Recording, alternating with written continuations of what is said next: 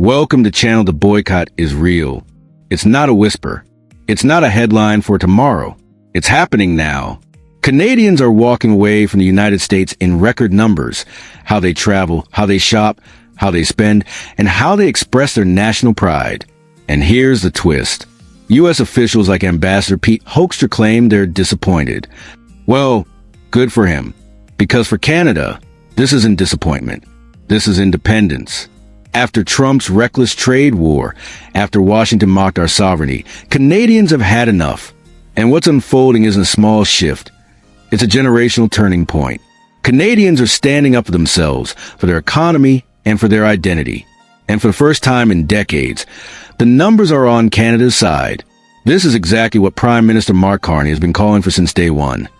Reduce dependence on America, expand global trade, strengthen Canadian culture, and build a future where Canadian strength is defined here at home, not dictated in Washington.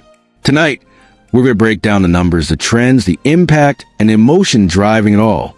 And we'll show you why Hoekstra's frustration isn't just a complaint. It's proof that Canada is finally winning.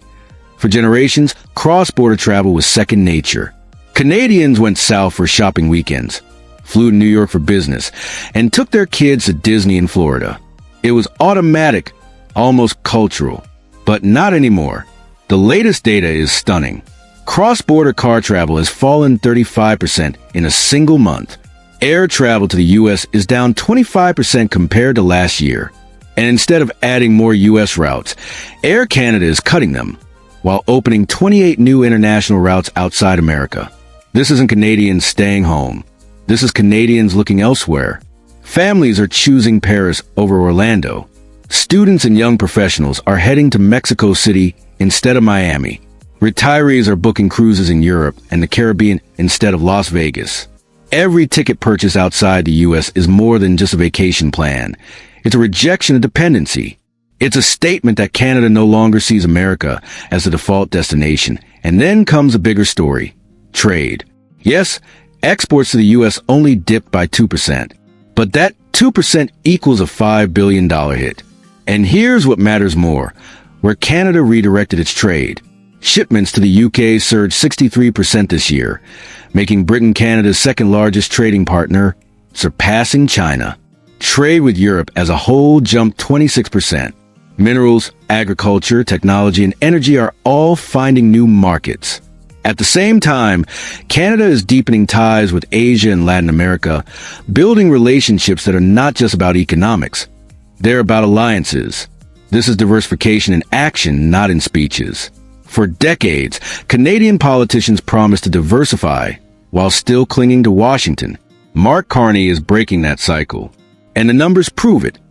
But maybe the clearest sign isn't in the boardrooms or trade statistics. It's in everyday choices. Sales of American liquor brands have collapsed by 62% in Canada. Jack Daniel's? Struggling. Brown-Forman, the parent company, is missing targets because Canadians simply aren't buying. Loblaw, the country's biggest grocer, has dropped dozens of U.S. products and added more than 100 Canadian suppliers. Bookstore chain Indigo reports Canadian author book sales are up 25%. CBC and Radio Canada say Canadian series like Murdoch Mysteries, Schitt's Creek, and Heartland are pulling in 34% higher viewership. This isn't coincidence. It's intentional. Canadians aren't just passively supporting local. They're actively walking away from U.S. culture and U.S. goods. It's not about soda brands or streaming services. It's about sovereignty. Every Canadian choosing a Canadian option is making a political statement.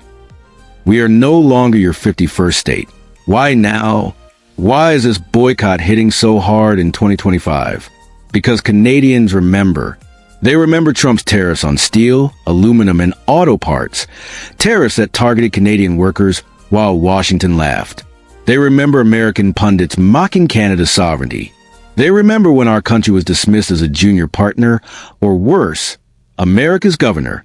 That humiliation left a scar. And today, Canadians are turning that anger into action. This boycott isn't just economic. It's emotional. It's cultural. It's national. And here's where Mark Carney comes in. From the day he entered office, Carney argued that Canada could no longer afford to be tied at the hip to an unstable America. He called for new trade with Mexico, stronger partnerships with Europe, deeper ties in Asia, and investment in Canadian innovation, military, and infrastructure. His argument was simple. No American president should ever again be able to hold Canada's economy hostage. And today, that vision is real. Carney didn't start this boycott, but he built the conditions for it to succeed. Canadians have proven him right by aligning their daily choices with his long-term vision. And for Washington, this is a nightmare scenario. For decades, they assumed Canadians would always default south. American vacations, American products, American markets. They assumed Canada would never risk independence. But now the opposite is true. Tourism is collapsing.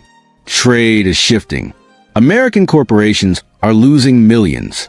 Ambassador Hoekstra calls it disappointment. Trump fumes about sovereignty. But the truth is clear. This isn't Canada's loss. It's America's. Zoom out and the message is undeniable. This isn't just a trade dispute. This is Canada redefining itself. By boycotting U.S. products and destinations, Canadians are proving their identity, pride, and sovereignty come first. By embracing Canadian culture and opening global trade, Canada is showing it no longer needs to lean on Washington. For the first time in generations, Canadians are reshaping not just their economy, but their sense of who they are: independent, global, and confident. So yes, Hoekstra has every reason to be disappointed. But Canadians, they have every reason to be proud. The boycott is real. The numbers are massive. And the message is unmistakable. Canada is no longer dependent on the United States. This is exactly what Mark Carney envisioned. Canadians standing tall, standing together, standing up for their sovereignty and their future. And for America, this isn't disappointment. This is defeat. Before we close, I want to take a moment to thank all of you. Canada Today has just crossed 30,000 subscribers. And that's because of every single one of you watching, liking, sharing, and engaging. When we started, our mission was simple: to give Canadians a voice, to dig deeper into stories others ignore, and to reflect Canada's perspective. Now, thanks to this community, that mission is stronger than ever. But 30,000 isn't the finish line. It's just the beginning.